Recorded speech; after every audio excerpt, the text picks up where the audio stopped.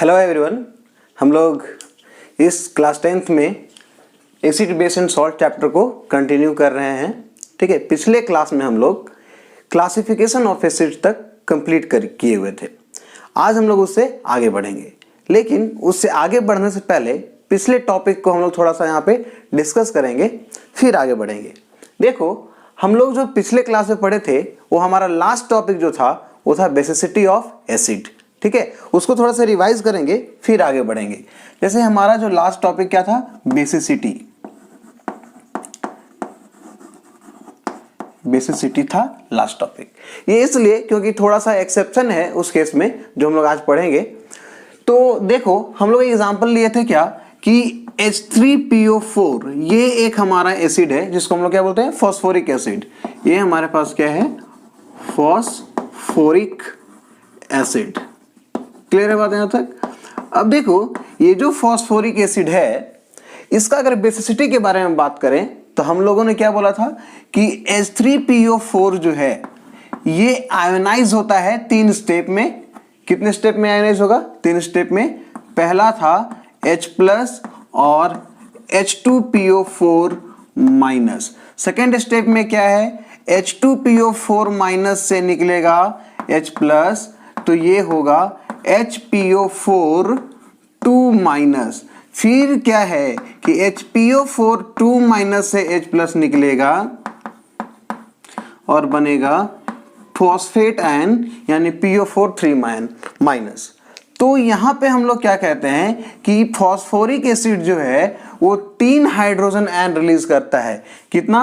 3 hydrogen ion release करता है, जिस वजह से इसका बेसिसिटी जो है वो क्या हो जाएगा, बेसिसिटी हो जाएगा हमारा 3। यानी ये कैसा एसिड है, ये एक ट्राई बेसिक एसिड है। ये फॉस्फोरिक एसिड कैसा एसिड हो जाएगा, ट्राई बेसिक एसिड। क्या हो जाएगा, ट्राई बेसिक एसिड। देखो, अभी अगर हम सारे एसिड को रिलेट करें, जैसे HCl, H2SO4, HNO3, फिर H3PO4। ठीक है, एक और एसिड है H3PO3 जिसको हम बोलते हैं फॉस्फोरस एसिड। इसको हम लोग बोलते हैं फॉस्फोरस एसिड। तो देखो, याद करेंगे पिछले क्लास में हम लोग क्या पढ़े थे कि HCl जो है इसका बेसिसिटी कितना होता है, 1। यानी ये कैसा एसिड है, मोनो बेसिक एसिड है। H2SO4 का कितना बेसिसिटी था, 2। ये क्या था, डाई बेसिक। HNO3 भी कितना था, HNO3 1। ठीक है, H3PO4 कितना है, 3। तो देखो, 3 हाइड्रोजन है तो 3 H+ रिलीज करेगा, 1 हाइड्रोजन है तो 1 रिलीज करेगा हाइड्रोजन आयन, 2 है तो 2। ठीक है, तो यहां से हम लोग देख के, तो अगर इसको रिलेट करके अगर इसका आंसर आपसे पूछा जाए कि फॉस्फोरस एसिड का बेसिसिटी कितना होगा, तो सब बोल देंगे कि क्या होगा, 3। क्या हो जाएगा, 3।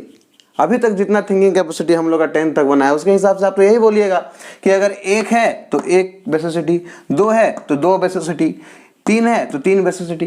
तो यहां भी तो 3 हाइड्रोजन आयन, इसका भी बेसिसिटी कितना होना चाहिए, 3 होना चाहिए। ठीक है, लेकिन ऐसा नहीं होता है। ये बेसिसिटी जो है ये सिर्फ हाइड्रोजन आयन रिलीज, इस तरह से इक्वेशन से पता कर सकते हैं। और बेसिसिटी जो है वो आपका हर कंपाउंड का अपना एक स्ट्रक्चर होता है। ठीक है, हर कंपाउंड का क्या होता है, अपना एक स्ट्रक्चर होता है। उस स्ट्रक्चर से हम लोग भी एक्सप्लेन करते हैं कि किसी भी आपका एसिड का बेसिसिटी कितना हो सकता है। तो ये जो है इसका बेसिसिटी 3 नहीं होता है, 2 होता है। ये एक एक्सेप्शन है कि अगर यहाँ H3PO3, यहाँ पे 3 हाइड्रोजन तो है लेकिन इसका बेसिसिटी कितना होता है, 2। वो कैसे होता है वो हम लोग यहाँ पे आपको एक्सप्लेन करके दिखाएंगे कि क्यों H3PO4 का 3 है बेसिसिटी लेकिन H3PO3 का 2 है। क्लियर बात यहां तक? तो देखो, दोनों के स्ट्रक्चर को हम क्या करेंगे, कंपेयर करेंगे कि इस कंपाउंड यानी फॉस्फोरिक H3PO4 का कैसा स्ट्रक्चर है और H3PO3 का कैसा स्ट्रक्चर है। ठीक है, दोनों के स्ट्रक्चर में क्या डिफरेंस है कि जिसकी वजह से 3 हाइड्रोजन रहने के बावजूद, 3 हाइड्रोजन रहने के कारण इसका बेसिसिटी 3 है, जबकि इसमें 3 हाइड्रोजन रहने के बावजूद इसका बेसिसिटी कितना है, 2। तो देखो, हम लोग देखते हैं इसको कैसे ये होता है। तो यहाँ पे हम लोग इसके क्या करेंगे, स्ट्रक्चर को स्टडी करेंगे, किसके, फास्फोरस और फॉस्फोरिक एसिड के स्ट्रक्चर को हम क्या करेंगे, एक्सप्लेन करेंगे। तो देखो मेरे पास यहाँ पहला है फॉस्फोरस एसिड, क्या है, फॉस्फोरस एसिड, और दूसरी तरफ क्या है, phosphoric acid, phosphoric acid. Clear है बात यहां तक? तो देखो इस फॉस्फोरस एसिड का स्ट्रक्चर, इसका फॉर्मूला क्या है मेरे पास, H3PO3, इसका क्या है H3PO3, और इसका क्या है H3PO4, इसका क्या है H3PO4 फॉस्फोरिक एसिड। तो देखो इसके स्ट्रक्चर को बनाने के लिए हम लोग सबसे पहले सेंट्रल एटम, जो बीच में जो एटम रहता है वो रहता है फॉस्फोरस, इसके भी बीच में क्या रहेगा, फॉस्फोरस, ठीक है, क्या है, फॉस्फोरस, और एक ऑक्सीजन इसके साथ 2 बॉन्ड से जुड़ा हुआ रहेगा इस तरह से, और एक बॉन्ड से हम लोग का क्या जुड़ा हुआ रहेगा, OH, फिर एक बॉन्ड से क्या जुड़ा हुआ रहेगा, OH। तो कितना हाइड्रोजन हो गया, 2 हाइड्रोजन हो गया, 3 ऑक्सीजन हो गया, अब 1 हाइड्रोजन यानी H, ठीक है। अब यहां पे फॉस्फोरस के साथ ऑक्सीजन 2 बॉन्ड से जुड़ा हुआ रहेगा, यहां पे OH, यहां पे OH, और यहां पे भी OH। तो क्या हो गया, H3 हो गया, P कितना हो गया 1, और ऑक्सीजन 1 2 3 4, H3PO4 हो गया। तो देखो जब हम लोग एसिड को वाटर में डालते हैं तो इसमें वही हाइड्रोजन आयोनाइज होगा जो किससे जुड़ा हुआ है, ऑक्सीजन से जुड़ा हुआ है। तो ये हाइड्रोजन ऑक्सीजन से जुड़ा हुआ है, ये हाइड्रोजन ऑक्सीजन से जुड़ा हुआ है, ठीक है। तो इसमें क्या है, phosphoric acid contain, phosphoric acid contain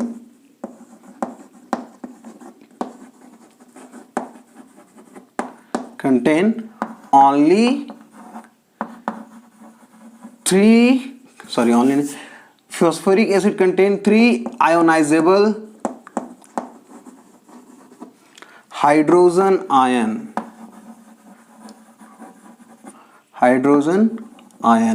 so its basicity will be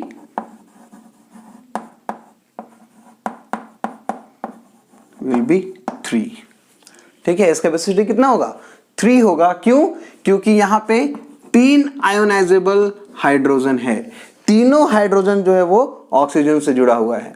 क्यों है इसका एक्सप्लेनेशन आप हायर क्लास में जाइएगा, लेकिन अभी हम लोग बस अपने आप को समझने के लिए इतना याद रखेंगे कि जो जो हाइड्रोजन ऑक्सीजन से जुड़ा हुआ है उसका रिमूवल क्या है, इजी होता है, वो जल्दी रिमूव हो जाता है। क्लियर है बात यहां तक?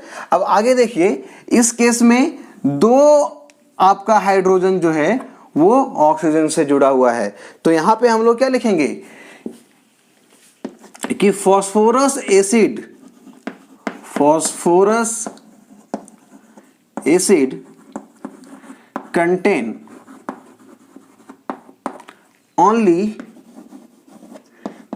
2 ionizable hydrogen, so its basicity will be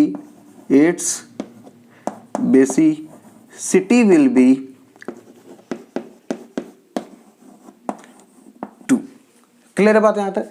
तो फॉस्फोरिक एसिड में 3 हाइड्रोजन है, तो तीनों आयनाइजेबल हाइड्रोजन है, लेकिन फॉस्फोरस एसिड में 3 हाइड्रोजन तो है, लेकिन सिर्फ 2 ही हाइड्रोजन जो है वो आयोनाइजेबल है। यही 2 हाइड्रोजन जो है वो आयनाइज होता है। ये जो होता है वो नॉन रिप्लिकेबल हाइड्रोजन है, ये टूटेगा ही नहीं, नॉन रिप्लिकेबल हाइड्रोजन, ये नहीं टूटता है। क्लियर है बात यहां तक? इस वजह से इसका बेसिसिटी कितना होता है 2, और इसका बेसिसिटी कितना होता है 3। क्लियर है बात यहां तक? समझ में आया? क्या है कि जो जो हाइड्रोजन ऑक्सीजन से जुड़ेगा वो आसानी से आयंस में कन्वर्ट हो जाता है, इसीलिए इसका बेसिसिटी 3 है। यहाँ पे 2 ही हाइड्रोजन ऑक्सीजन के साथ जुड़ा हुआ है, इसलिए 2 ही हाइड्रोजन आयोनाइज हो पाता है, इसलिए इसका बेसिसिटी कितना होगा 2। तो याद रखिएगा कि फॉस्फोरस एसिड जो है 3 हाइड्रोजन रहने के बावजूद इसका बेसिसिटी कितना 2 होगा। क्लियर है? इसको नोट डाउन कीजिए। ठीक है, समझ में आया बेसिसिटी क्यों होता है फास्फोरस और फास्फोरिक एसिड का डिफरेंट। अब जो हमारा नेक्स्ट टॉपिक है वो है प्रॉपर्टीज ऑफ एसिड, कि एसिड के क्या क्या प्रॉपर्टीज होते हैं। क्लियर है? देखो हम ना एसिड, बेस और सॉल्ट तीनों को अलग अलग पार्ट में पढ़ रहे हैं। ठीक है, बुक में क्या है आप लोग का कि बुक में सारा एक साथ मिलाया हुआ है एसिड बेस, ठीक है, लेकिन हम लोग क्या करेंगे अलग अलग पढ़ेंगे। एक जगह पे पूरा एसिड पढ़ेंगे, एक जगह पे पूरा बेस, फिर सॉल्ट के बारे में पढ़ेंगे। ठीक है, तो प्रॉपर्टीज ऑफ एसिड हमारा आज का टॉपिक है। इस प्रॉपर्टीज ऑफ एसिड में हम लोग क्या देखेंगे, सबसे पहला प्रॉपर्टीज एसिड का क्या है कि वो खट्टा लगता है खाने में। मैक्सिमम एसिड का टेस्ट जो है वो क्या है, खट्टा है, सॉरी टेस्ट है। ठीक है, तो पहला प्रॉपर्टी क्या है कि एसिड हैज सॉर टेस्ट। पहला तो टेस्ट क्या है इसका, थोड़ा खट्टा है। दूसरा क्या, it turns blue litmus to red. Acid क्या करेगा, ब्लू लिटमस को रेड में कन्वर्ट करेगा। तो दूसरा प्रॉपर्टी जो है वो क्या है, इट टर्न्स रेड लिटमस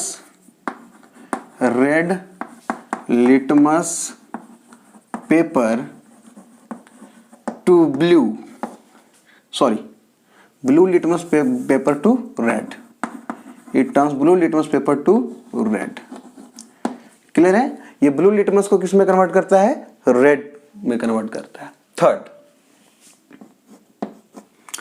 देखो एसिड में जो एसिड को अगर वाटर में डिसॉल्व कराया जाए तो वो जो सॉल्यूशन बनता है, जैसे एसिडिक सॉल्यूशन जो है, अगर मान लो कि ये क्या है, एक कंटेनर है और इसमें हम लोग वाटर रखे हैं। क्या रखे हम लोग, प्योर वाटर। ये क्या है आपका, प्योर वाटर। तो प्योर वाटर इलेक्ट्रिसिटी कंडक्ट नहीं करता है, प्योर वाटर इलेक्ट्रिसिटी कंडक्ट नहीं करता है। लेकिन अगर इसके अंदर हम लोग क्या करते हैं, एसिड डाल दें, क्या डाल दें, एसिड, तो ये जो एसिडिक सॉल्यूशन है या एसिडिक सॉल्यूशन जो है ये क्या करेगा, इलेक्ट्रिसिटी कंडक्ट करने लगेगा। ये क्या करने लगेगा, इलेक्ट्रिसिटी कंडक्ट करने लगेगा। यानी एसिड को अगर वाटर में डिसॉल्व कराया जाता है तो वो इलेक्ट्रिसिटी कंडक्ट करता है। क्यों करता है, क्योंकि हम लोग फिजिक्स में क्या पढ़ते हैं कि चार्ज फ्लो, जहां चार्ज फ्लो करेगा, rate of flow of charge is called electric current. कि जहां चार्ज फ्लो करता है वो क्या है, वहां पे इलेक्ट्रिक करंट फ्लो करता है। तो आखिर इलेक्ट्रिक करंट में भी क्या फ्लो करता है, चार्ज फ्लो करता है। तो जैसे ही इसमें अगर मान लो हम लोग HCl डाले तो ये HCl आयंस में कन्वर्ट हो जाएगा, H प्लस और Cl माइनस। तो ये भी मेरा क्या है, ions, charge particles, charge species बोलते हैं हम लोग। ठीक है, ये क्या है, चार्ज पार्टिकल। तो इस सॉल्यूशन में क्या आ जाएगा, चार्ज पार्टिकल आ जाएगा, आयन हो जाएगा। तो ये जो आयंस जो होता है वो मोबाइल आयन होते हैं। मोबाइल आयन मतलब ये मूवेबल होंगे, मूव करेंगे। तो इस आयन के मूवमेंट के कारण ये जो सॉल्यूशन है वो इलेक्ट्रिसिटी कंडक्ट करेगा। तो थर्ड प्रॉपर्टी क्या है, acid conduct electricity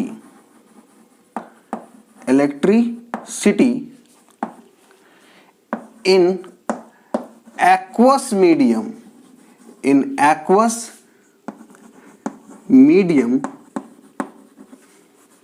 due to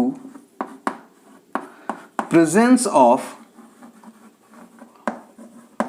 free ions। ठीक है, ये क्या होता है, फ्री आयंस की वजह से जो एसिडिक सॉल्यूशन होते हैं वो इलेक्ट्रिसिटी कंडक्ट करते हैं, क्योंकि एसिड भी एक तरह का क्या है, चार्ज स्पीसीज है। अब देखो फोर्थ, तो हम लोग को समझ में आया कि एसिड इलेक्ट्रिसिटी कंडक्ट क्यों करता है, क्योंकि इसके अंदर क्या प्रेजेंस होते हैं, फ्री आयन प्रेजेंट होते हैं। थर्ड जो है, acid has corrosive nature. Acid का कैसा नेचर होता है, कोरोसिव नेचर होता है। अगर आपके स्किन पे गिर जाएगा ना एसिड, कॉन्सेंट्रेटेड एसिड, तो उस जगह के स्किन को बर्न कर देता है ये, ठीक है, कोरोड कर देता है। तो एसिड का क्या होता है, कोरोसिव नेचर होता है। तो ये हम लोग देखे, ये छोटा मोटा प्रॉपर्टी है कि एसिड का, कि ये क्या है, खट्टा होता है, सॉर टेस्ट होता है। It turns blue litmus paper to red. Third, acid conduct electricity in aqueous medium due to presence of free ions. Fourth जो है, एसिड हैज कोरोसिव नेचर। अब हम लोग आगे पढ़ेंगे कि एसिड जो है वो अलग अलग तरह के कंपाउंड के साथ, अलग अलग तरह के एलिमेंट के साथ कैसे रिएक्ट करता है, यानी केमिकल प्रॉपर्टीज ऑफ एसिड हम लोग पढ़ेंगे। ठीक है, तो नेक्स्ट प्रॉपर्टी पढ़ेंगे, इसको आप नोट डाउन कीजिए पहले। ठीक है, देखिए इस केस में जो सबसे पहला प्रॉपर्टी है वो क्या है, reaction of acid,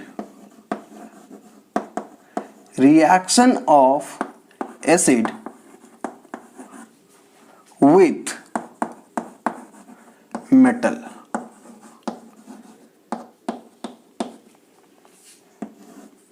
reaction of acid with metal. Clear है बात यहां तक कि मेटल के साथ एसिड किस तरह से रिएक्ट करता है, क्या फॉर्म करता है, क्या बनाता है। तो सबसे पहली बात कि when acid react with metal, when acid react with metal,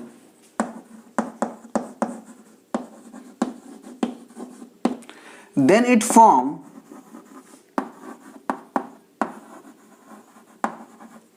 metal salt and hydrogen gas, metal salt and hydrogen gas। यानी अगर एसिड मेटल के साथ रिएक्ट करेगा, किसके साथ, मेटल के साथ, तो ये बनेगा metal salt plus hydrogen gas, hydrogen gas. ठीक है, अब इसका एग्जाम्पल हम लोग देखेंगे। तो ये आपको याद रखना है कि जब भी एसिड मेटल के साथ रिएक्ट करेगा तो ये क्या फॉर्म करेगा, metal salt plus hydrogen gas. ये चैप्टर बहुत इंपॉर्टेंट है, इसका हर एक रिएक्शन आपको याद रखना है। इसका यूज जो है हम लोग मेटल्स एंड नॉन मेटल्स में पढ़ेंगे। ठीक है, क्योंकि लगभग same he reaction metal and non metals में भी आएगा कि मेटल एसिड के साथ रिएक्ट करके क्या बनाएगा, नॉन मेटल एसिड के साथ रिएक्ट करके क्या बनेगा। तो यहाँ भी तो हम लोग वही पढ़ रहे हैं कि एसिड मेटल के साथ रिएक्ट करके क्या बनेगा, वहाँ पे उसी को पूछेगा कि मेटल एसिड के साथ रिएक्ट करके क्या बनेगा, तो वही चीज़ है। क्लियर है बात यहाँ तक। तो हम लोग क्या कहते हैं कि एसिड मेटल के साथ रिएक्ट करके मेटल सॉल्ट और हाइड्रोजन गैस फॉर्म करेगा। एग्जाम्पल देखेंगे हम लोग। एग्जाम्पल देखो, पोटेशियम एक मेटल है। क्या है, पोटेशियम एक मेटल है। क्लियर है बात यहां तक। पोटेशियम जो है वो मेटल है, अगर ये HCl के साथ रिएक्ट करेगा तो क्या बनेगा, मेटल जो है वो HCl के साथ रिएक्ट करेगा तो क्या बनेगा, तो ये देखो क्या बनेगा, ये बनेगा KCl plus hydrogen gas, plus hydrogen gas. Clear है बात यहां तक। हम लोग क्या पढ़े हैं कि एसिड मेटल के साथ रिएक्ट करके हाइड्रोजन गैस बनेगा, तो हाइड्रोजन गैस तो कंफर्म है कि हाइड्रोजन गैस निकलेगा, और ये जो K है ये क्या बनेगा, KCl, इसके साथ कंबाइन करेगा। देखो ये KCl है, ये देखो हाइड्रोजन कितना है यहाँ पे 2, यहाँ पे कितना है हाइड्रोजन 1, तो इसको 2 बना देंगे। तो यहाँ पे Cl कितना हो गया 2, यहाँ पे Cl कितना हो गया 1, तो इसको 2 कर देंगे, और यहाँ पे ये क्या हो जाएगा 2। ठीक है, उसी तरह से अगर सोडियम रिएक्ट करेगा HCl के साथ तो बनेगा NaCl प्लस हाइड्रोजन गैस। ठीक है, NaCl प्लस हाइड्रोजन गैस, तो यहां पे भी बैलेंसिंग करेंगे। क्लियर है। अगर मैग्नीशियम रिएक्ट करेगा, अगर हम लोग कैल्शियम के बारे में बात करेंगे, कैल्शियम अगर आपका HCl के साथ रिएक्ट करेगा तो ये बनेगा CaCl2 प्लस हाइड्रोजन गैस। तो यहाँ पे हम लोग क्या कर देंगे 2HCl, calcium chloride plus hydrogen gas. उसी तरह से अगर आपको पूछता है कैल्शियम अगर सल्फ्यूरिक एसिड के साथ रिएक्ट करेगा तो क्या बनेगा, तो ये आपको याद रखना है, ये बनेगा calcium sulphate plus hydrogen gas. तो हाइड्रोजन गैस हर जगह बनेगा, क्योंकि हम लोग क्या पढ़े हैं कि मेटल के साथ अगर एसिड रिएक्ट करता है तो मेटल सॉल्ट और हाइड्रोजन गैस फॉर्म करता है। बहुत लोगों को कंफ्यूजन होता है कि हम लोग कैसे डिसाइड करेंगे कि दिस ये बनेगा। हम लोग आगे अभी देखेंगे कैसे ये बनेगा, पहले इसको आप नोट डाउन कीजिए। पहले ये सब एग्जांपल इंपॉर्टेंट है। अगर हम बोलेंगे कि मैग्नीशियम हाइड्रोक्लोरिक एसिड के साथ रिएक्ट करके क्या बनेगा, मैग्नीशियम, तो ये क्या बनेगा, MgCl2 plus hydrogen gas, plus hydrogen gas. Clear है बात यहाँ तक? इसको पहले हम लोग लिखेंगे, लिखिए इसको। तो देखिए हम लोग इतने सारे एग्जांपल्स को देखें जिसमें पोटेशियम हाइड्रोक्लोरिक एसिड के साथ रिएक्ट करेगा तो पोटेशियम क्लोराइड और हाइड्रोजन बनेगा, हाइड्रोजन गैस। सोडियम करेगा तो sodium chloride, hydrogen gas. Calcium अगर हाइड्रोक्लोरिक एसिड के साथ रिएक्ट करेगा तो कैल्शियम क्लोराइड और हाइड्रोजन गैस। फिर आपका कैल्शियम अगर सल्फ्यूरिक एसिड के साथ रिएक्ट करेगा तो कैल्शियम सल्फेट और हाइड्रोजन गैस। मैग्नीशियम अगर हाइड्रोक्लोरिक एसिड के साथ रिएक्ट करेगा तो MgCl2 और हाइड्रोजन गैस, यानी मैग्नीशियम क्लोराइड और हाइड्रोजन गैस। इसको हम लोग यहाँ पे बैलेंस कर देंगे। अगर देखो इसके बाद अगर एल्यूमिनियम रिएक्ट करेगा तो क्या बनेगा, एल्यूमिनियम प्लस HCl, ये क्या बनाएगा, aluminium chloride plus hydrogen gas. यहां पे हम लोग थोड़ा सा रुकेंगे, इस एग्जांपल पे थोड़ा सा हम लोग रुकेंगे। यहां पे एक क्वेश्चन होता है, ये क्वेश्चन क्या है सो देखिए कि aluminium is less reactive towards acid as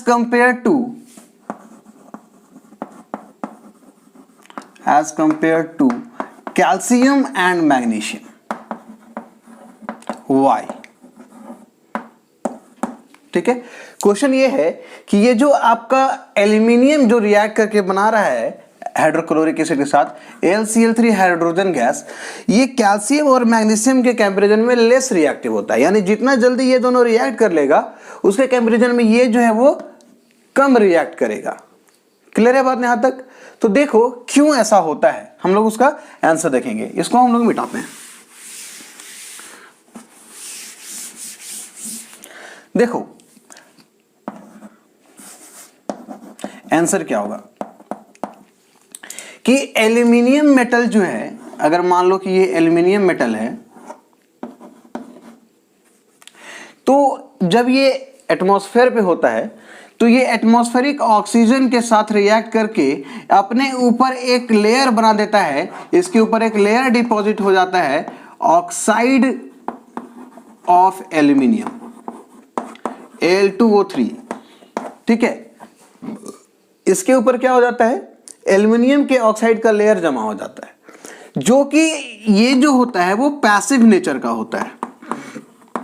passive nature मतलब लेस रिएक्टिव। ये क्या होता है, लेस रिएक्टिव होता है, जिसकी वजह से जब हम कोई भी एसिड के अंदर क्या है, कोई भी एसिड के अंदर जब एल्यूमिनियम को डालते हैं तो एल्यूमिनियम डालने के बाद इसके ऊपर जो ऑक्साइड का लेयर होता है वो पहले डिसॉल्व होता है इस एसिड के अंदर। जब उसका ऑक्साइड का लेयर डिसॉल्व हो जाता है तब मेटल रिएक्ट करना स्टार्ट करता है, तो कुछ टाइम लगता है इसको डिसॉल्व होने में। इसीलिए एल्यूमिनियम जो है ये दोनों के कंपैरिजन में क्या है, लेस रिएक्टिव है। तो हम लोग इसका आंसर क्या लिखेंगे, due to formation of passive layer of oxide of aluminium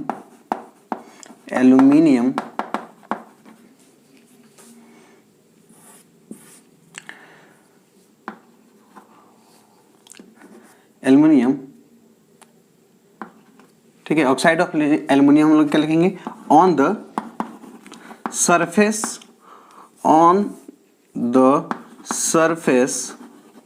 of aluminium metal.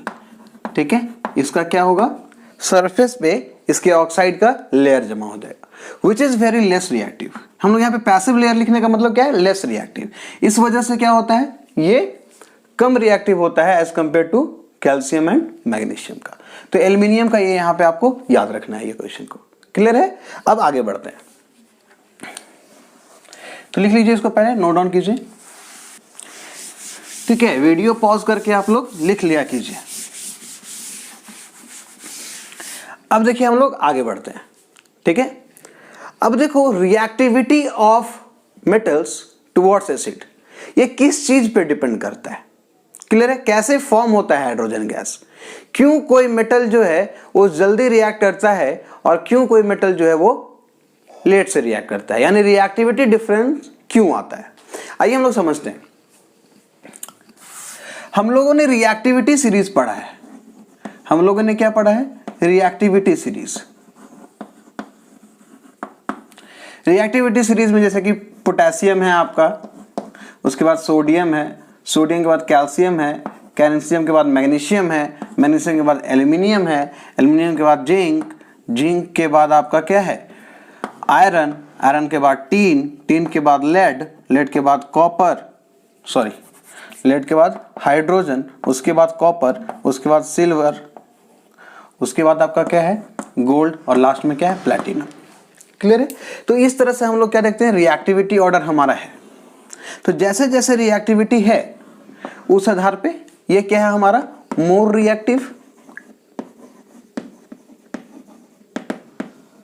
और ये क्या है मेरा? Less reactive. डिक्रीजिंग ऑर्डर का अरेंजमेंट होता है, ऊपर मोर रिएक्टिव रहता है, जैसे जैसे नीचे जाएंगे वो लेस रिएक्टिव होने लगेगा। ठीक है, अब देखो हम लोग क्या बोलते हैं कि मेटल है, क्या है? मेटल, जैसे सोडियम, ये HCl के साथ रिएक्ट करता है, HCl के साथ रिएक्ट करता है और बनाता क्या है? प्रोडक्ट क्या बनेगा हमको नहीं पता, हमको क्या है? नहीं पता। तो क्लास 9th में भी हम लोग क्या है? मेटल और नॉन मेटल के बारे में पढ़े हैं। ठीक है, क्लास 9th में भी अगर आप अच्छे से पढ़े हैं metal is matter around pure वाला चैप्टर, तो उसमें हमारा क्या था? मेटल और नॉन मेटल के बीच डिफरेंस था, उसमें भी हम लोग को मेटल नॉन मेटल के बारे में पढ़ना था। तो देखो मेटल, यहाँ पे थोड़ा सा हम लोग मेटल के बारे में बात कर लेते हैं कि मेटल क्या है। ये एक ऐसा एलिमेंट है, ये क्या है? एक ऐसा एलिमेंट है जिसका टेंडेंसी क्या होता है? अपना इलेक्ट्रॉन लूज करने का, अपना इलेक्ट्रॉन क्या करने का? लूज करने का। तो एलिमेंट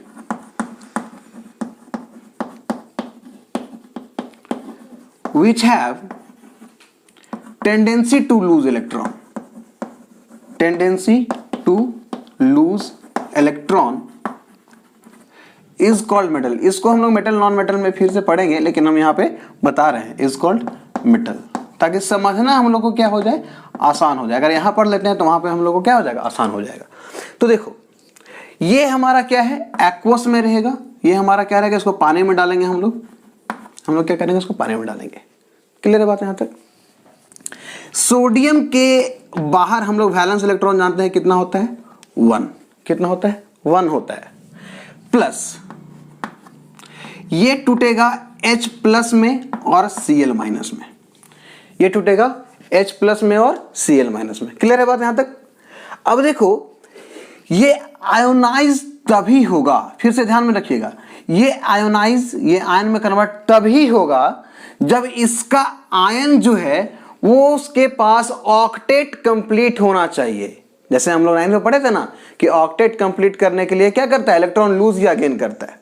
क्लियर है बात यहां तक? तो Cl माइनस जो है इसका, क्लोरीन का देखेंगे हम लोग, तो क्लोरीन का क्या होता है? 287। अगर ये एक इलेक्ट्रॉन गेन करके माइनस में कन्वर्ट होता है, यानी क्या हो जाएगा? 288। यानी जब ये आयोनाइज होगा तो Cl माइनस के पास क्या है? मेरा ऑक्टेट क्या है? कंप्लीट है। लेकिन H प्लस के पास कंप्लीट है क्या? H प्लस के पास कंप्लीट है क्या? नहीं है, क्योंकि हाइड्रोजन के पास क्या होता है? एक इलेक्ट्रॉन होता है और वो भी प्लस में है, यानी एक इलेक्ट्रॉन लूज कर दिया, तो इसके पास तो एक भी इलेक्ट्रॉन नहीं है। तो ये क्या करेगा?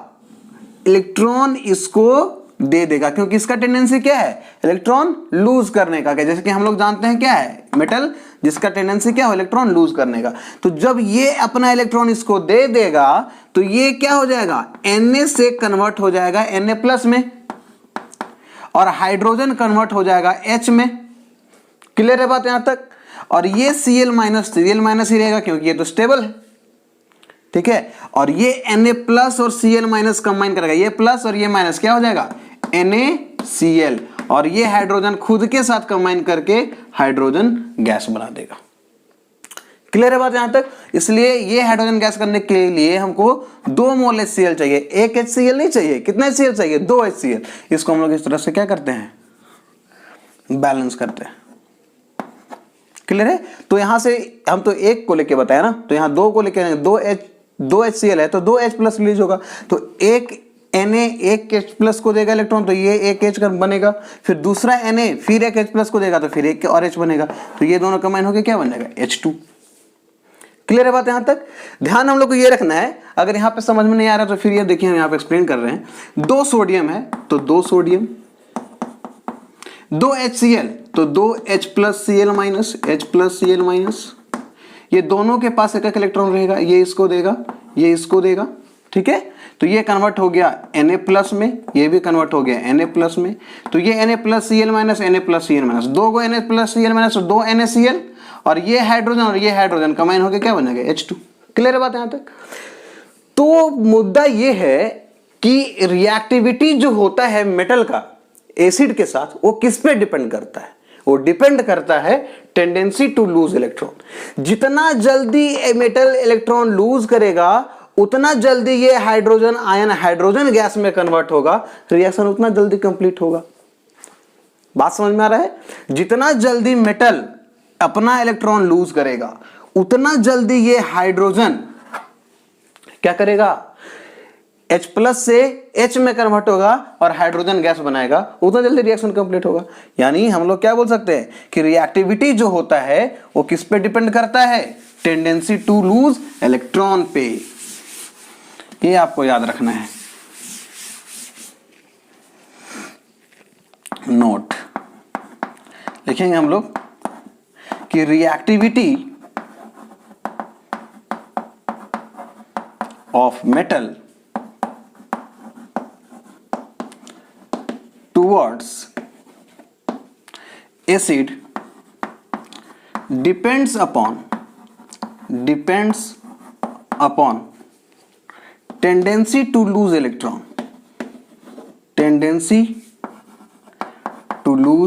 electron, अब देखो आप कोई भी रिएक्शन लिख सकते हो आराम से। जैसे हम लोग यहां पे देखो एग्जांपल लेते हैं, calcium plus sulphuric acid plus sulphuric acid, क्या प्रोडक्ट बनेगा? बहुत आसान है, इसको पहले आयन में तोड़ दीजिए आप, ये हो गया 2H प्लस और SO4 2 माइनस।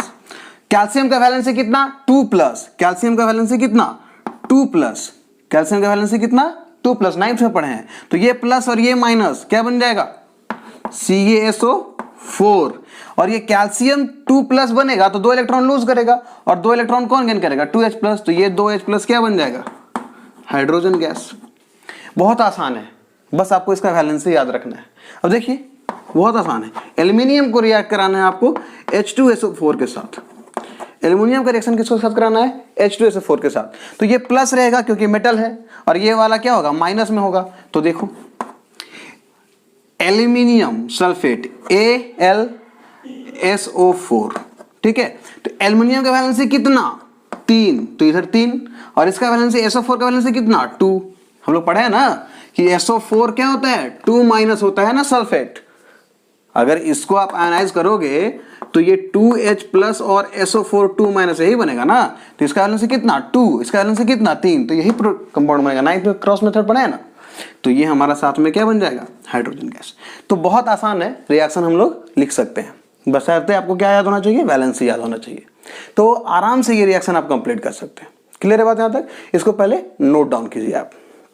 तो देखिए हम लोग क्या देखे कि मेटल का रिएक्शन एसिड के साथ, लेकिन यहां पे एक आप बात याद रखिए। देखिए Cu को अगर डाइल्यूट H2SO4 के साथ रिएक्ट करने के लिए बोला जाता है, डाइल्यूट H2SO4 याद रखिएगा, अगर Cu डाइल्यूट H2SO4 के साथ रिएक्ट करता है तो रिएक्शन क्या होगा? नो रिएक्शन, कोई रिएक्शन नहीं होगा, क्योंकि हम लोग रिएक्टिविटी सीरीज में क्या देखते हैं? कॉपर जो है वो हाइड्रोजन से लेस रिएक्टिव है, तो ये रिएक्शन हाइड्रोजन को यहां से हटा ही नहीं पाएगा।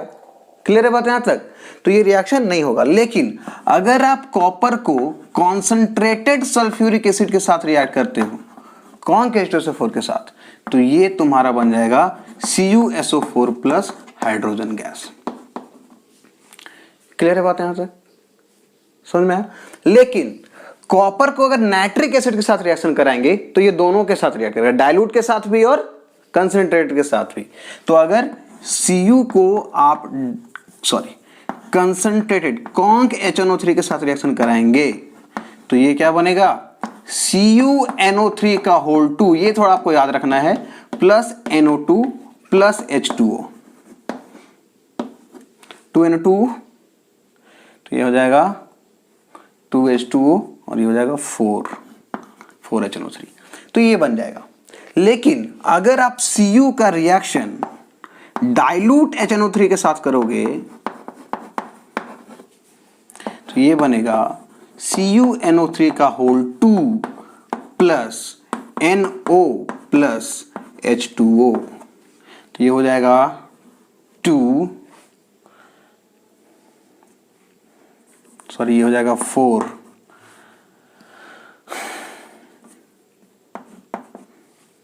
ये हो जाएगा 8। तो इस तरह से रिएक्शन होता है।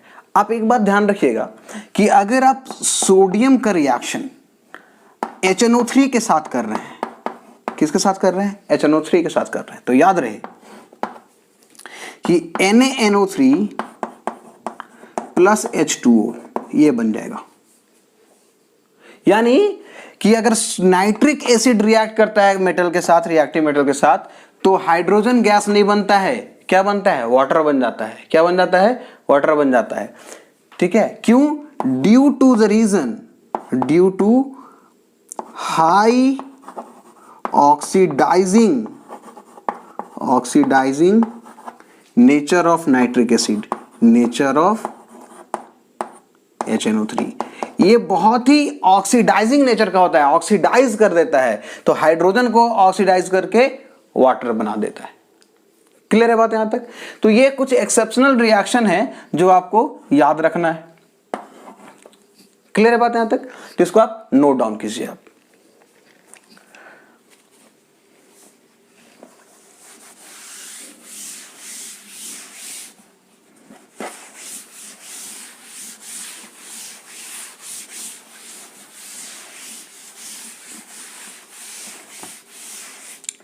ठीक है, तो हम लोग क्या देखे अभी तक कि reactivity of acid, reaction of acid with metal, कैसे रिएक्ट करता है, क्या बनाएगा, हाइड्रोजन गैस बनाएगा। ठीक है, किस चीज पे डिपेंड करता है रिएक्टिविटी, तो मेटल के इलेक्ट्रॉन लूज करने की टेंडेंसी पे डिपेंड करता है। क्लियर है बात यहां तक। तो ये जो हमारा है, अब जो नेक्स्ट है, हाइड्रोजन गैस निकल रहा है। अगर कोई रिएक्शन हुआ और वहां पे गैस निकल रहा है, हम लोग कैसे जानेंगे कि वो हाइड्रोजन गैस ही है, कोई और भी तो गैस हो सकता है। मान लो कि हमको ये पता नहीं है कौन, कि मेटल सॉल्ट और हाइड्रोजन गैस निकल रहा है। ठीक है, हम लोग एक लिक्विड लिए, उसमें एक मेटल डाल दिए और देखेंगे कि उसमें बबल्स आ रहा है, कौन सा गैस है। तो यहां पे हम लोग पढ़ेंगे detection of hydrogen gas, detection of hydrogen gas. हम लोग कैसे डिटेक्ट करेंगे हाइड्रोजन गैस, कैसे डिटेक्ट करेंगे। तो देखो क्या होता है, हम लोग डायग्राम से समझते हैं कि कैसे इसको कलेक्ट किया जाता है। एक्टिविटी भी है आप लोग का। ठीक है, एक टेस्ट ट्यूब लेंगे हम लोग, ये बीकर लेंगे हम लोग इस तरह का, इसको क्या करेंगे रबर कॉर्क से और इसको स्टैंड से लगा देंगे, ये आपका स्टैंड से लग जाएगा।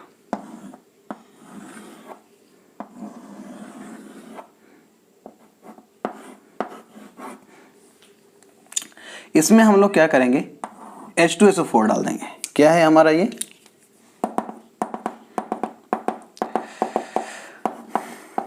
डाइल्यूट सल्फ्यूरिक एसिड, और इसमें कुछ जिंक ग्रैनुअल्स डालेंगे। क्या डालेंगे इसमें हम लोग, जिंक ग्रैनुअल्स, जिंक के छोटे छोटे टुकड़े, जिंक है। और क्या है, इसमें हम लोग एक ट्यूब पास करेंगे,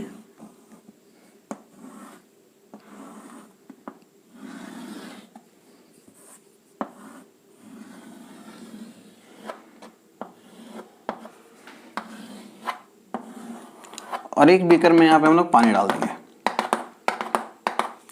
तो देखो यहां पे क्या होगा, इसको हीट करेंगे हम लोग यहां पे।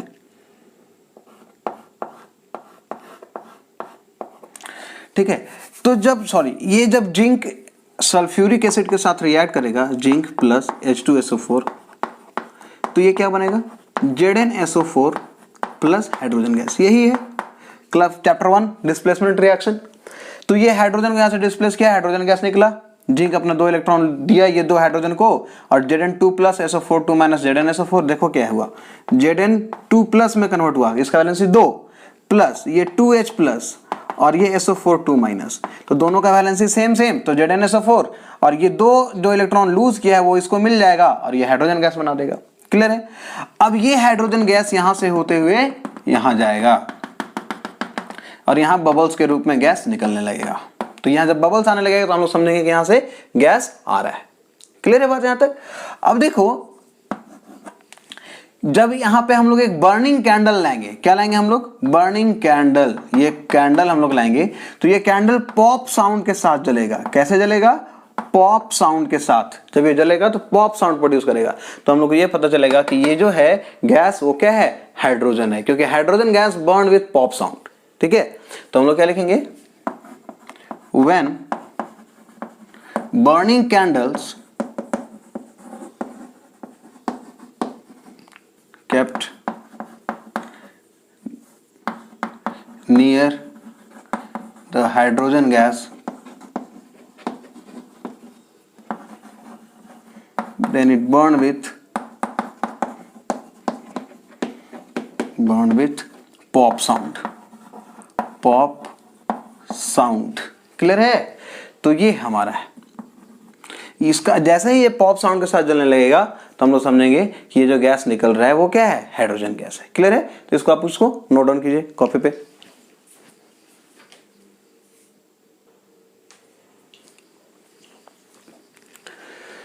तो देखिए हमारा reaction of acid with metal खत्म हो गया। नेक्स्ट जो कैरेक्टरिस्टिक्स है या नेक्स्ट जो प्रॉपर्टी है वो हमारा क्या है? Reaction of acid with metal carbonate and hydrogen carbonate, यानी कि एसिड मेटल कार्बोनेट के साथ और मेटल हाइड्रोजन कार्बोनेट के साथ रिएक्ट करके क्या फॉर्म करता है वो हम लोग देखेंगे।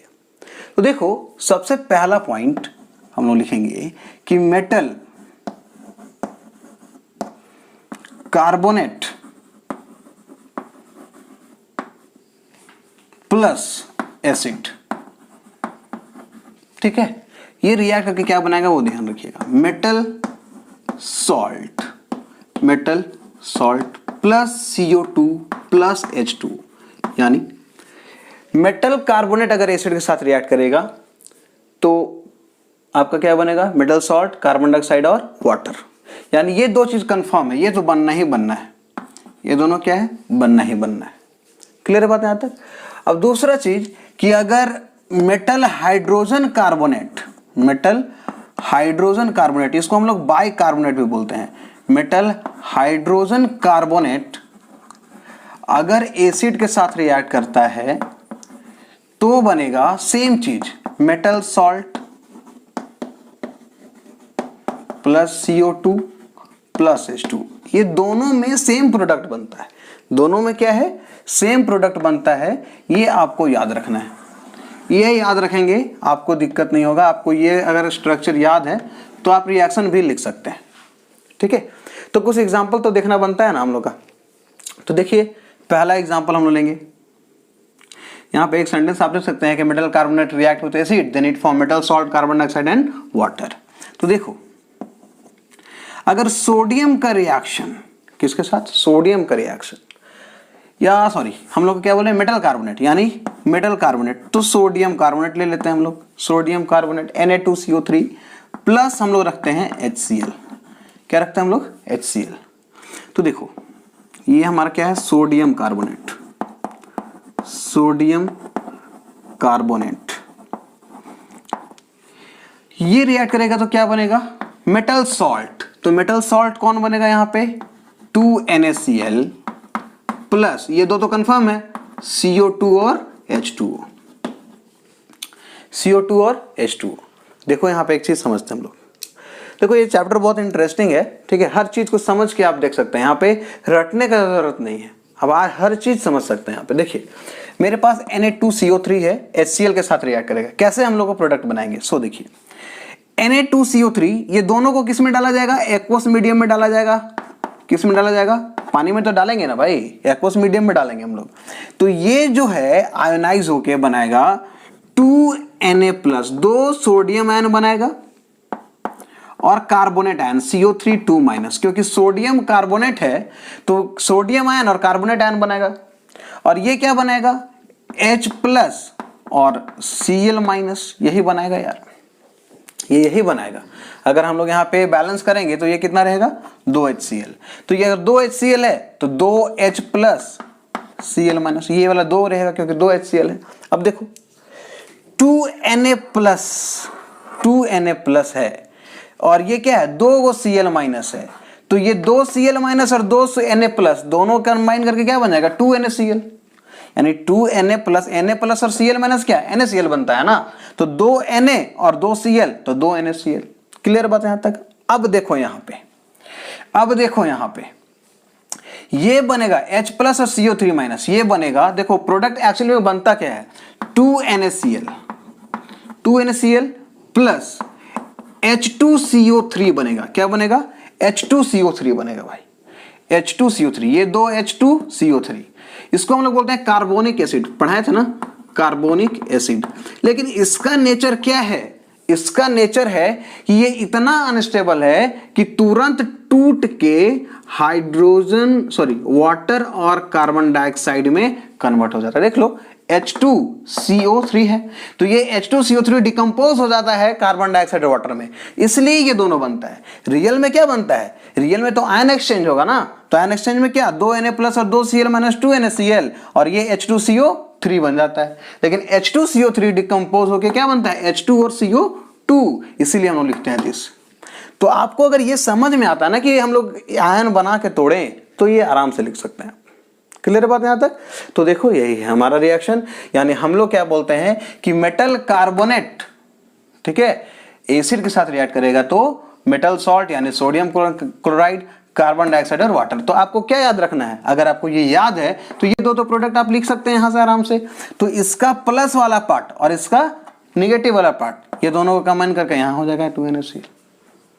बहुत आसान है, ठीक है, बहुत आसान है। देखिए आप,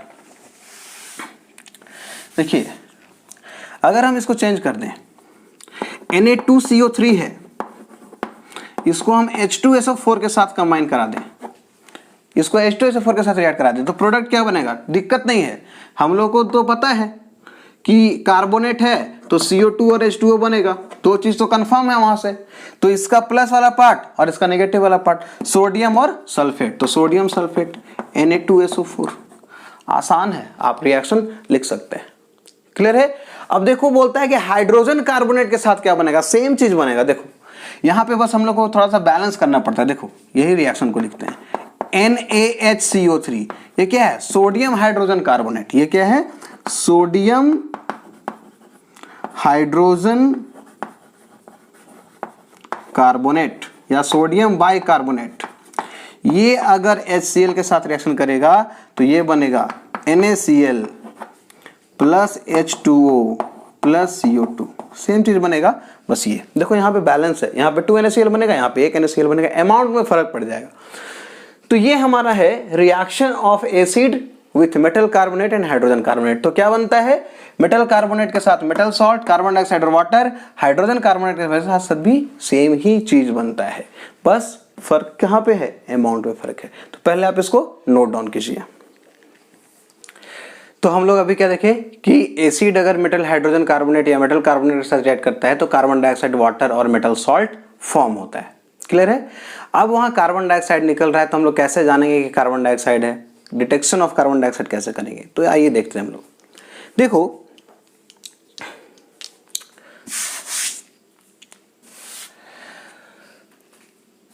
कार्बन डाइऑक्साइड को डिटेक्ट करने के लिए हम लोग क्या करते हैं? कैल्शियम हाइड्रोक्साइड का सॉल्यूशन लेते हैं। किसका सॉल्यूशन लेते हैं? Calcium hydroxide. कैल्शियम हाइड्रोक्साइड का सॉल्यूशन लेते हैं। अब इस जब कैल्शियम हाइड्रोक्साइड में जब कार्बन डाइऑक्साइड इंटर कराया जाता है यानी पास कराया जाता है तो इसका रंग जो है वो मिल्की कलर का हो जाता है। मिल्की कलर, ठीक है, मिल्की कलर का हो जाता है। तो जब कार्बन डाइऑक्साइड हम लोग कैल्शियम हाइड्रोक्साइड के सॉल्यूशन में पास करेंगे तो इसका कलर जो है वो चेंज होकर क्या हो जाएगा, milky colour, white milky colour हो जाएगा। तो हम लोग बोलेंगे कि ये जो गैस इसके अंदर आया वो कार्बन डाइऑक्साइड गैस था। क्लियर है? तो हम लोग क्या लिखते हैं, when we pass carbon dioxide into lime water, ये हमारा क्या है, लाइम वाटर है, लाइम वाटर। तो ये लाइम वाटर जो है, when we pass CO2 into lime water then it turns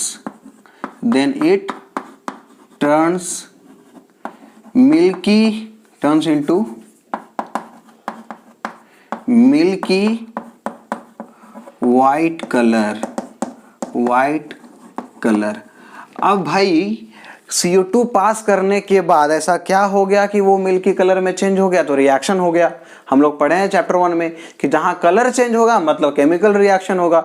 change in colour क्या है, प्रॉपर्टीज ऑफ केमिकल रिएक्शन। तो हम लोग क्या देखेंगे कि ये जो है कि कैल्शियम हाइड्रोक्साइड में हम लोग पास कराए CO2 तो then it will form CaCO3 plus H2O, और ये CO3 जो है इसका बनता है व्हाइट कलर का पर्सिपिटेट, व्हाइट पीपीटी फॉर्म होता है। और इसी के व्हाइट पीपीटी बनने के कारण इसका कलर कैसा हो जाता है, मिल्की कलर हो जाता है। इसका कलर क्या हो जाता है, मिल्की कलर हो जाता है। तो ये रिएक्शन जो है वो आपको याद रखना है, रिएक्शन इंपॉर्टेंट है, रिएक्शन जो है वो इंपॉर्टेंट है, ये पार्ट। कभी कभी क्वेश्चन ये आता है कि अगर हम लोग एक्सेस कार्बन डाइऑक्साइड पास करेंगे तो क्या होगा, when we pass excess of CO2, अगर एक्सेस ऑफ CO2 इसमें पास कर देंगे और कार्बन डाइऑक्साइड पास कर देंगे तो क्या होगा, देन इट बिकम्स कलरलेस। तो ये सॉल्यूशन जो है वो कलरलेस हो जाता है भाई। क्या हो जाएगा, कलरलेस। जैसे मिल्की कलर था ना, और कार्बन डाइऑक्साइड पास करोगे तो ये मिल्की कलर से चेंज होके कलरलेस हो जाएगा। क्यों हो जाएगा, सो देखो कि जब हम CaCO3 यहां क्या बन चुका है, CaCO3 और H2O, इसमें और CO2 पास करेंगे, then it will form calcium bicarbonate plus H2O, sorry, ठीक है। इस वजह से क्या होता है हमारा, ये कलरलेस है, कैल्शियम बाई कलरलेस। ये जो हमारा कैल्शियम बाइकार्बोनेट है ये कलरलेस है, इसी वजह से सॉल्यूशन क्या हो जाता है, कलरलेस हो जाता है। इसलिए इसको आप लिखिए।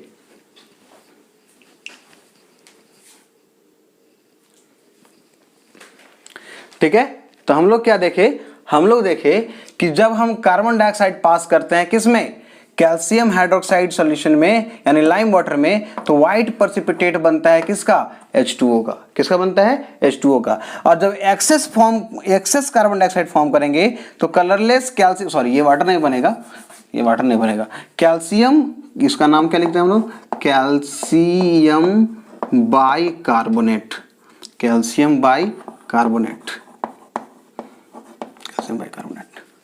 ठीक है, तो ये कलरलेस होता है, इस वजह से इसका सॉल्यूशन कलरलेस हो जाता है। क्लियर बात है यहां तक? तो इसको आप लिख लिए, हम इसको इरेज करते हैं, फिर नेक्स्ट बढ़ते हैं आगे।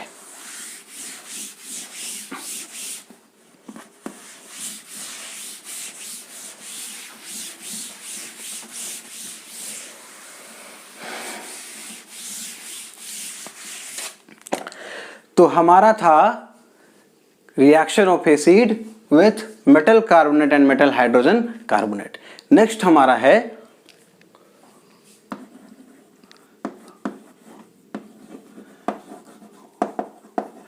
Reaction of acid with base. Reaction of acid with base, कि एसिड अगर बेस के साथ रिएक्ट करेगा तो क्या बनेगा। ठीक है, तो इसका आंसर है कि एसिड अगर बेस के साथ रिएक्ट करेगा, तो ये बनाएगा salt plus water. Salt plus water. Clear है बात यहाँ तक? इसका हम लोग आगे देखेंगे न्यूट्रलाइजेशन रिएक्शन, इसको हम लोग बोलते हैं, क्या लिखते हैं इसको? Neutralisation reaction. तो हम लोग यहाँ पे थोड़ा सा डेफिनेशन लिखेंगे, this is called neutralisation reaction.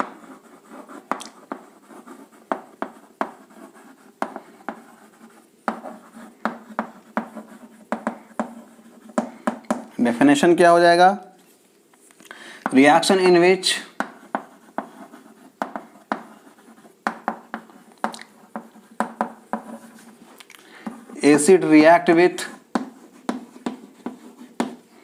acid react with base and form salt and water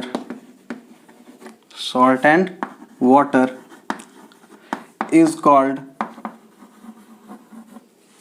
neutralization reaction,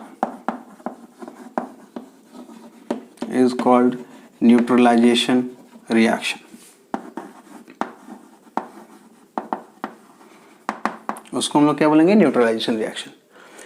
तो देखो क्या होता है, जैसे एक बेस हम लोग लेते हैं NaOH। NaOH क्या है? सोडियम हाइड्रोक्साइड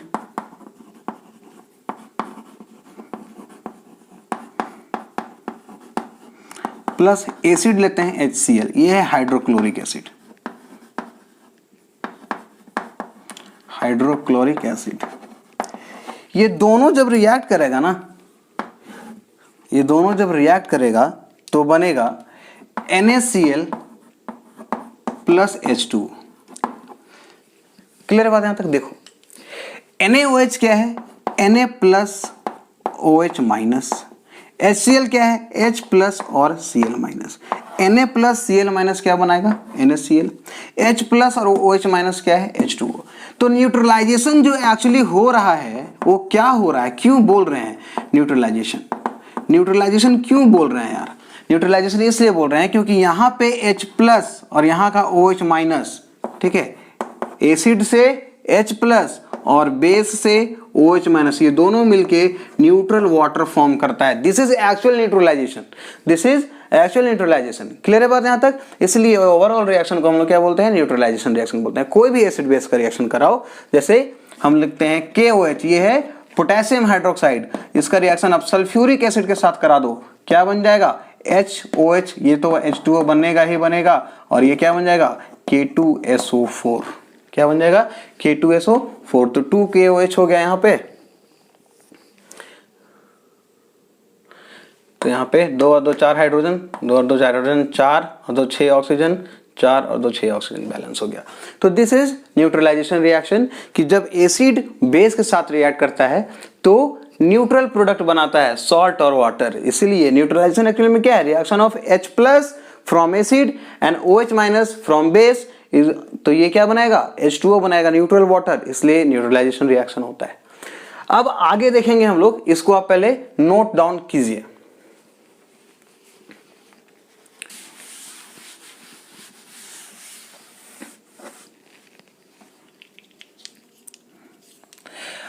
अब जो हमारा है वो क्या है? Reaction of acid with metallic oxide, reaction of acid with metallic oxide,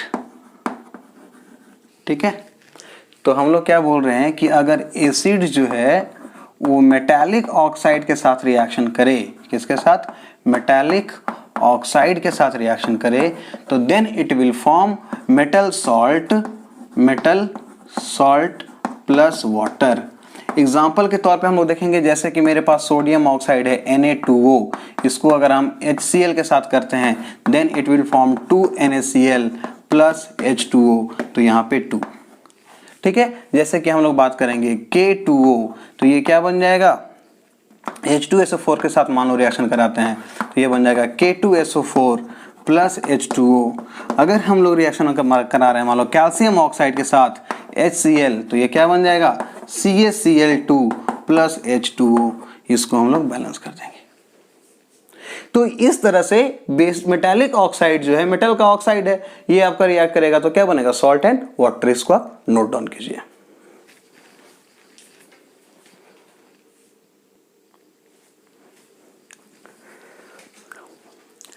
ठीक है, तो हम लोग अभी तक प्रॉपर्टीज ऑफ एसिड पढ़ लिए कि रिएक्शन किस तरह से अलग अलग चीजों के साथ कैसे रिएक्ट करता है। अब हम लोग कुछ एक दो पॉइंट पढ़ेंगे और जो कि इंपॉर्टेंट पॉइंट है एसिड के रिस्पेक्ट में, वो क्या है सो देखिए। पहला पॉइंट कि जो H+ आयन होता है वो कभी भी फ्री H+ के रूप में प्रेजेंट नहीं होता है। ठीक है, देखो हम क्या बोल रहे हैं कि HCl मेरे पास एसिड है, HCl मेरे पास क्या है, एक एसिड है। इसको जब हम वाटर में डालेंगे, किस में डालेंगे इसको हम लोग, जब वाटर में डालेंगे तो हमने क्या बोला कि ये डिसोसिएट होके बनाएगा H+ और Cl-। लेकिन आप बोलिएगा कि H+ जो है सर, वो H+ के पास तो कोई भी इलेक्ट्रॉन है ही नहीं। H+ के पास कोई इलेक्ट्रॉन है क्या, नहीं है, क्योंकि हाइड्रोजन के पास होता है एक इलेक्ट्रॉन और उसको जब वो लूज कर देगा तब वो कन्वर्ट होता है H+ में, यानी H+ के पास कोई भी इलेक्ट्रॉन नहीं होता है। तो फिर ये कैसे इस तरह से प्रेजेंट हो सकता है H+ के रूप में, तो हम लोग क्या बोलते हैं कि H+ ion doesn't exist in free state in aqueous medium. Clear है बात यहां तक, ये फ्री कभी प्रेजेंट नहीं होगा। तो क्या होगा, जैसे हम लोग एसिड वाले केस में आपको क्या बताए थे, एसिड वाले केस में हम बताए कि Na जो है HCl, ये दोनों रिलीज करेगा H+ और Cl-। हमने क्या बोला कि इसका ऑक्टेट कंप्लीट है इसलिए वो अपना स्टेबल है, लेकिन H+ के पास इलेक्ट्रॉन नहीं है इसलिए वो अनस्टेबल है। तो इसको इलेक्ट्रॉन देने वाला कौन था, Na+, इसलिए वो रिएक्शन हो गया। तो ये डिसोसिएशन कब होगा, जब इस H+ को स्टेबिलिटी मिलेगा। क्लियर है बात यहां तक, Cl- को तो स्टेबिलिटी मिला हुआ है, तो इसको स्टेबिलिटी मिलेगा तो ही ये इसमें डिसोसिएट हो पाएगा। तो क्या हम लोग लिखते हैं कि H+ ion in aqueous medium in aqueous medium present as hydronium ion.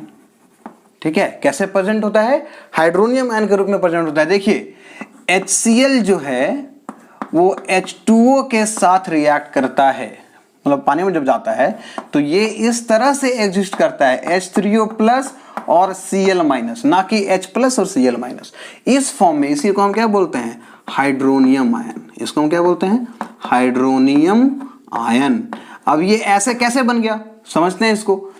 H+ है और Cl- है। H2O के पास जो है ना भाई, H2O के पास 2 इलेक्ट्रॉन एक्स्ट्रा होता है। देखो हम क्या बोलते हैं कि ऑक्सीजन के पास टोटल बाहर 6 इलेक्ट्रॉन रहता है। कितना रहता है वैलेंस इलेक्ट्रॉन, 6। इलेक्ट्रॉनिक कॉन्फ़िगरेशन तो सीखे होंगे 9th में, तो कितना रहता है, 6 रहता है। तो हाइड्रोजन इस तरह से, इस इलेक्ट्रॉन से एक हाइड्रोजन, इस इलेक्ट्रॉन से एक हाइड्रोजन, तो ये दोनों तो जुड़ गया ना, ये दोनों फ्री रहता है। तो ये क्या करता है, अपना इलेक्ट्रॉन इसको दे देता है, तो ये क्या हो जाएगा H2O, एक और H आ जाएगा तो H3O, और चूंकि ऑक्सीजन अपना इलेक्ट्रॉन लूज किया है इसलिए ऑक्सीजन के ऊपर प्लस चार्ज, तो ये हो गया हाइड्रोनियम आयन और ये Cl- ऐसे ही प्रेजेंट हो जाता है। तो बात समझ में आया। तो H+ जो है वो कैसे प्रेजेंट होता है, हाइड्रोनियम आयन के फॉर्म में प्रेजेंट होता है इस लिक्विड के अंदर, यानी सॉल्वेंट वाटर के अंदर। पहला पॉइंट तो ये है। दूसरा पॉइंट ये है कि कभी कभी ये क्वेश्चन पूछता है why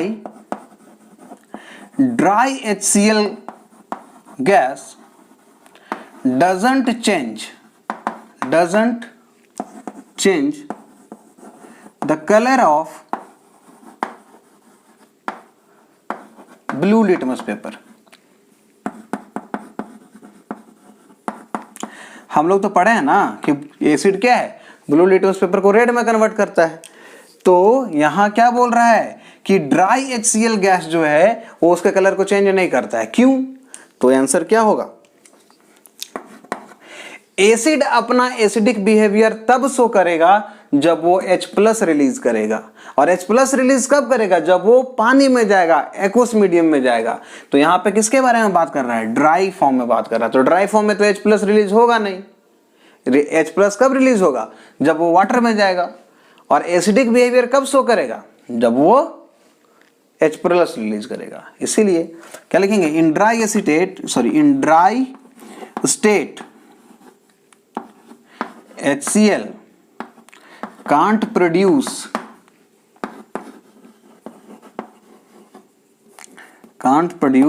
H plus ion, so it can't show acidic behavior.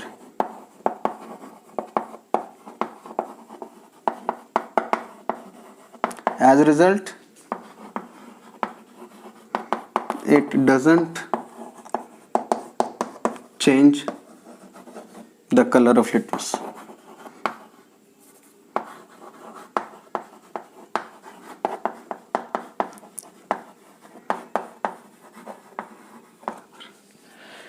ठीक है, तो ये था हमारा टोटल ऑल अबाउट एसिड। ठीक है, कि एसिड क्या है, कितने तरह का एसिड है, ठीक है, एसिड कैसे रिएक्ट करता है, उसका प्रॉपर्टीज क्या है, और उसके कुछ छोटे मोटे इंपॉर्टेंट पॉइंट। ये हमारा था एसिड के बारे में। नेक्स्ट क्लास में हम लोग बेस के बारे में पढ़ेंगे। ठीक है, बेस टॉपिक थोड़ा छोटा है क्योंकि वो ज्यादा रिएक्ट नहीं करता है किसी के साथ, एक दो रिएक्शन होंगे उनके। उसके बाद हम लोग पढ़ेंगे पीएच स्केल, और पीएच स्केल पढ़ने के बाद सॉल्ट पढ़ेंगे, उसके बाद चैप्टर हो जाएगा हमारा खत्म। तो आज के लिए इतना ही, पढ़ते रहिए, ठीक है, और प्रैक्टिस करते रहिए।